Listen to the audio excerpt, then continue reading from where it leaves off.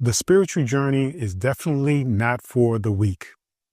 When we are going on this journey, we have to understand and expect to various degrees that there are going to be some challenges.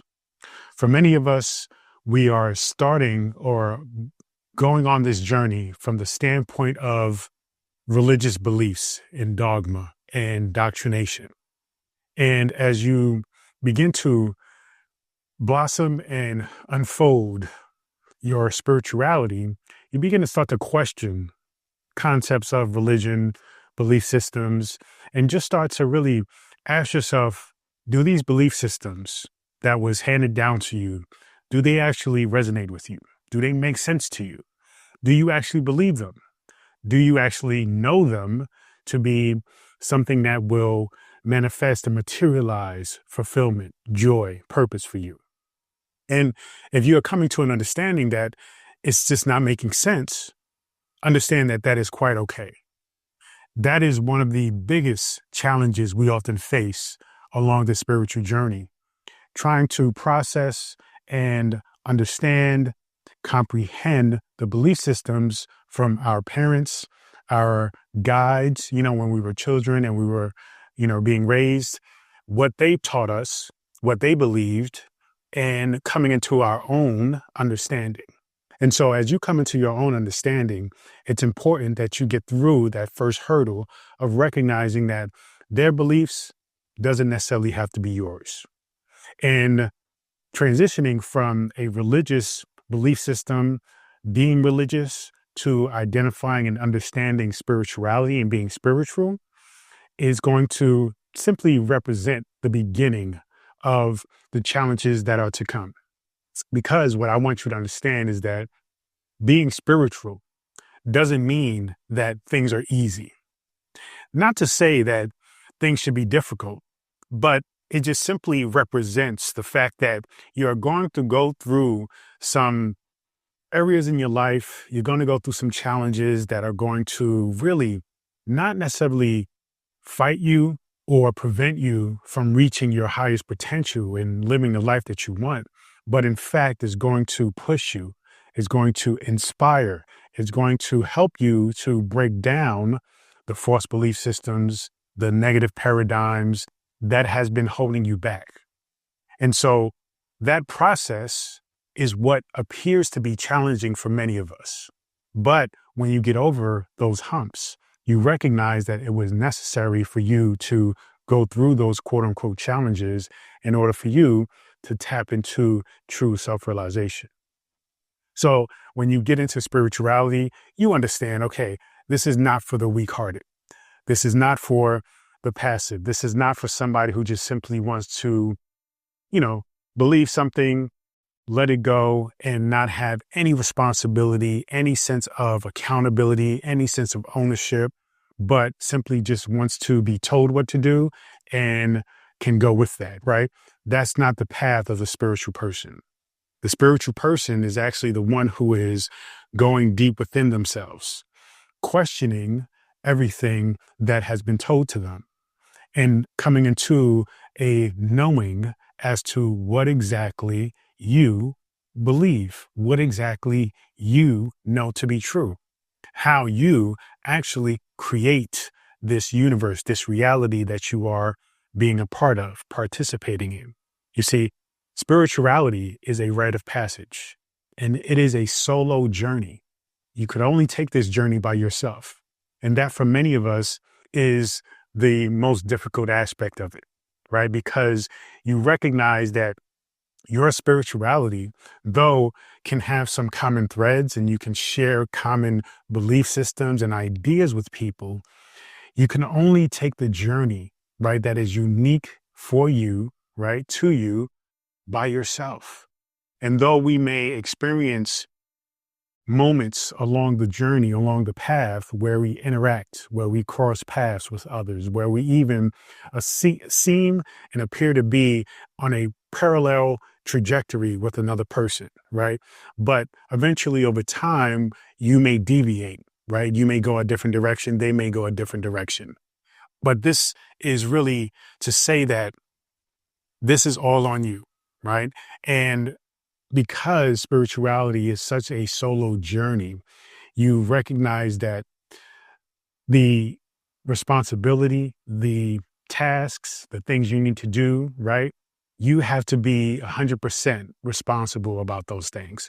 And if you're not, then you begin to, you know, impede, you begin to slow down, you begin to even stagnate the process of fulfillment, of joy, right? Of materializing and manifesting things, of aligning yourself with your true purpose.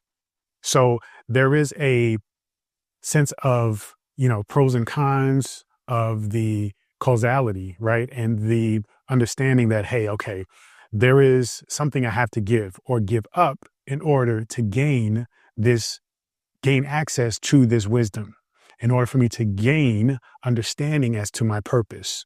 And that thing you have to give up is comfort. You have to give up being lazy. You have to give up being told what to do and literally focus in on what you know within yourself that resonates with you and do it.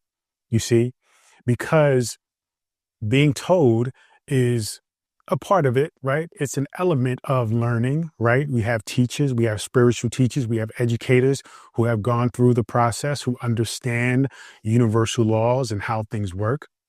But even when you are told what to do and given instructions, you have to understand that, first off, you have to follow those instructions. But more importantly, you have to implement the key ingredient to those instructions, right? You have to implement the thing that's going to make those instructions materialize in a very unique and special way. And that thing is you. You see, I can give you all the instructions. I can give you all the blueprints and all the guidance and all the techniques. But you are the only one that can implement you into applying those things, which makes all those things turn out to be and create different results, right? Based on that unique ingredient, which is you. You see, because the techniques that I apply, that I teach you, I apply them and I, do them myself. They are going to create results based on who I am. And as you apply these techniques, they are going to create results based on who you are. And as you get the results and you start to see how they work and how they materialize, then you learn to fine tune, adjust, right? Change the ratio of things, the ratio of thought and emotions versus action, right? And then therefore you begin to master and come to a mastery level of what it takes to actually dial in to your spirituality and your spiritual path. You see? So understand that the path of spirituality is not for the weak. It is something that you have to recognize within yourself. Takes a lot of courage and a lot of strength. But for people on the other hand, on the other spectrum, who are identifying with religion and religious doctrines, right? Again, there is nothing wrong with that because that is part of their journey, just like it was part of your journey. But those people are just not at a space where they have the faith in themselves to take this solo journey. You see, they're in a space now where they have to be told what they need to do. You see, they have to be given instructions and told exactly in this book, this is what we do, right? If you go to this church, this is what you do. Even to the point of they give so much responsibility and accountability away that they have something to blame when things don't go right. They have an entity, the devil, Satan, right? If you're a Muslim, where they identify with, okay, this entity is responsible for me not living up to my highest potential, me making mistakes, right? Me doing something that I knew I shouldn't have done. So you have to recognize that, again, with the path of spirituality, there is none of that. Okay. Yes, we get into things like demons and negative energy and vibrations and being around toxic people and emotional and energy vampires, things of that nature. But ultimately, it's all still your responsibility. So you have to understand that the religious contexts of needing to be told what to do, needing to blame something, needing to even acknowledge something separate from you, thanking it for something you have done, right? Their understanding and their belief system around God is that God did this, but it doesn't give them the opportunity to own the fact that they did it, that God within them did it, rather than looking at something far away from them, right, that is not connected with them, doing it for them. You see how is a difference. Whereas in spirituality, you understand that yes, you did it. Yes, God did it. But the God within you is what did it, not God separate from you, someplace far away, looking down upon us, judging us. You see the difference? So spirituality is taking ownership. Spirituality is recognizing the oneness, you see?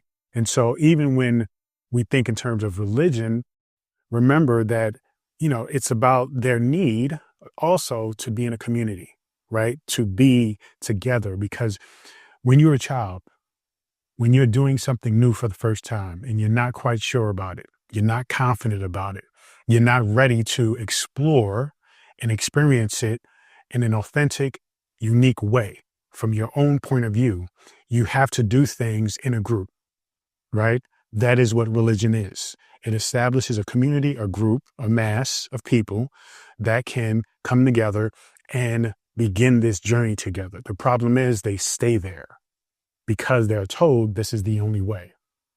But in fact, eventually, just like you are understanding that, okay, there is more. My consciousness is leading me to something else.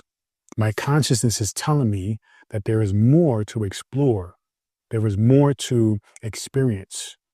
And so with that, you take this solo journey of understanding, right?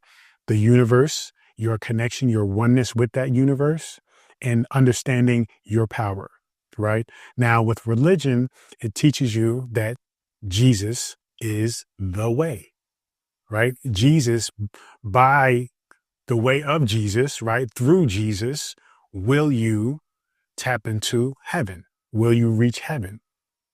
But when you get into the spiritual aspects of Jesus and what Jesus represents, Jesus isn't the way, Jesus is a way.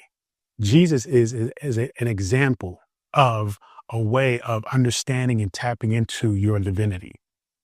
And if you are somebody who really is still identifying religiously, recognize that when it comes to looking at Jesus from the standpoint of Jesus is the only way, right? And it's only through Jesus by which you connect with God, right? By which you enter heaven, by which you are forgiven for your sins. You understand that, okay, there is a idea that this all knowing, all encompassing, all present, right, entity we call God, why is it that God needs a middleman? Right? It is because that's just simply the indoctrination of religion. That is where, in an example of how religion has been used to manipulate people. Now, I don't believe religion as a whole, when you get into the doctrinations and the books and the texts, I don't believe that that's what its main objective was. But I believe that is what it's become for many people. But you have to go deeper into the superficial layers of it in order for you to gain the wisdom. You see, Jesus was the Son of God. You are the son or daughter of God. You see, so you are no different than Jesus. Jesus was able to tap into the 12 characteristics that allowed him to reach that God consciousness, that Christ consciousness. You see, the 12 characteristics are represented in as the 12 disciples. But you have to recognize that this is something you have the ability, the capability of achieving. It's just simply recognizing that Jesus is a way, but you are also a way when you are dialed in and tapped into, right, your Christ consciousness. or when you are along the journey of tapping into that, reaching that state. So you have to understand that Jesus is a way. Jesus is not the way, and definitely not the gateway. You are a way. You are your way. You are the way. You see, now you are not the way for me, right? You are the way for yourself. So you take ownership of your journey, your experience, which is everything that is, because you can only experience everything from your perspective, from your consciousness. You see, you cannot speak for me. I cannot speak for you, right? I cannot be you. I cannot look and see things from your perspective and from your consciousness. I can only experience it from my consciousness. So that you begin to understand that it is an individual experience that only the beholder of the experience can dictate, can add meaning to, can take the journey on. You see? So recognizing that spirituality is about figuring it out, whereas religion is about being told, okay, this is what it is.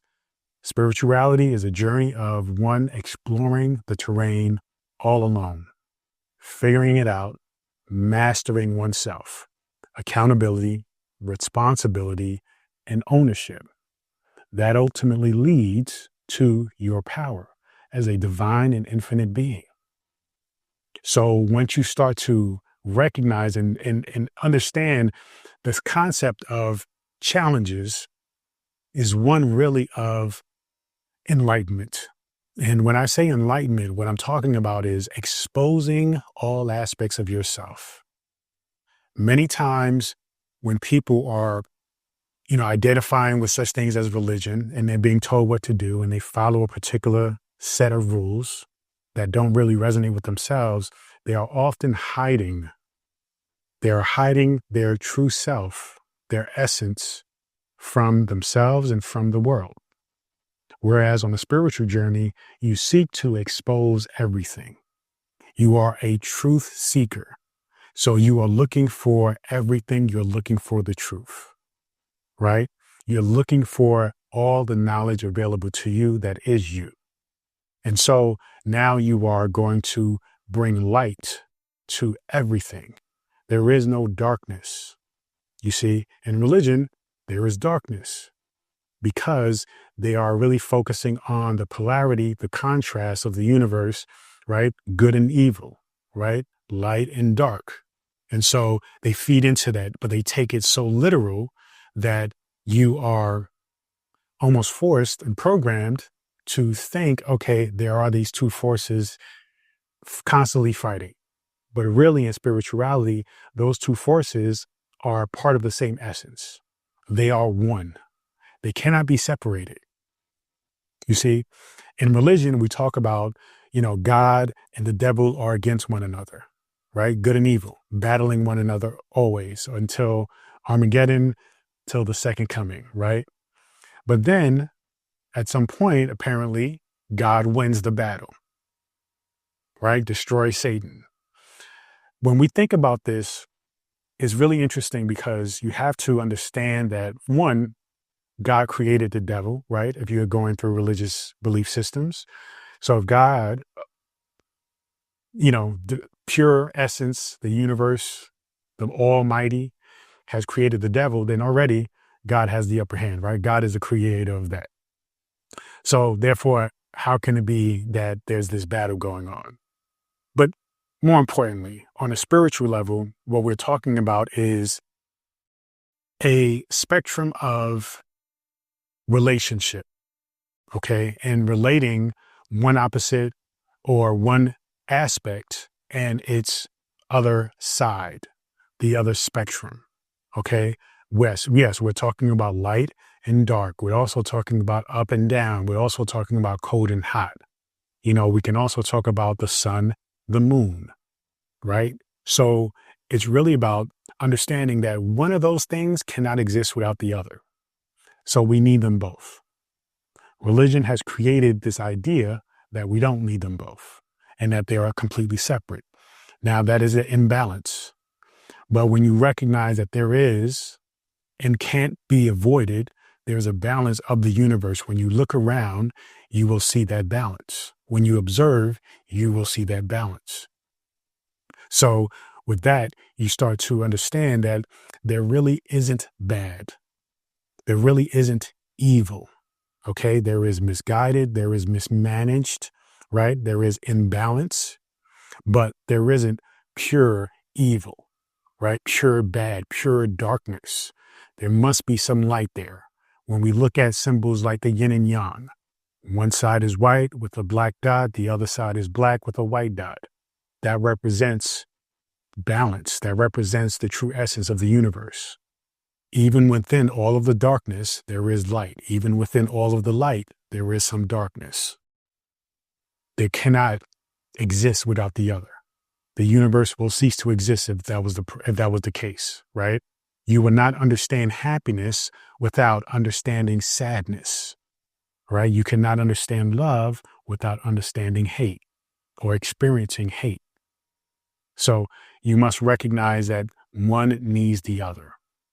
Both of them are good, especially when we come from an individual perspective, because my idea of, say, beauty is going to be different from your idea of beauty. You see? So now again, we get into the individual, right? The individual journey, the individual understandings, the individual perspective. My idea of love may be different from your idea of love. In fact, I'm sure it is in various nuances and degrees.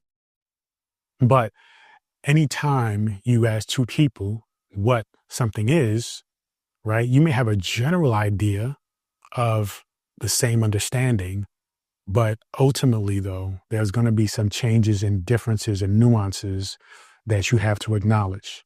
And when you're on the spiritual journey, you welcome and embrace those nuances, because those nuances is what makes your journey special, what makes it you.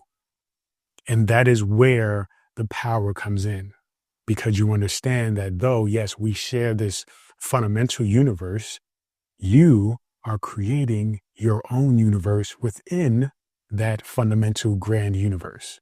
I am creating my own universe within that grand fundamental universe. You are creating, we are exchanging, and we are creating our own universe at the same time simultaneously. So with the spiritual journey, you are enlightening all aspects of yourself, recognizing that there is no good or bad, right? Or good and bad. Essentially, it is all good because it is.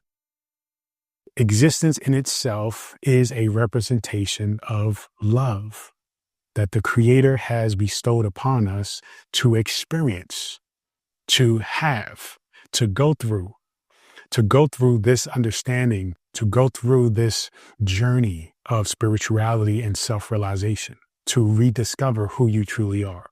That is what this is all about. So continue to take the walk. Continue to leave behind restrictive and, negative and limited belief systems. Allow yourself to be who you truly are, which is an infinite, limitless being.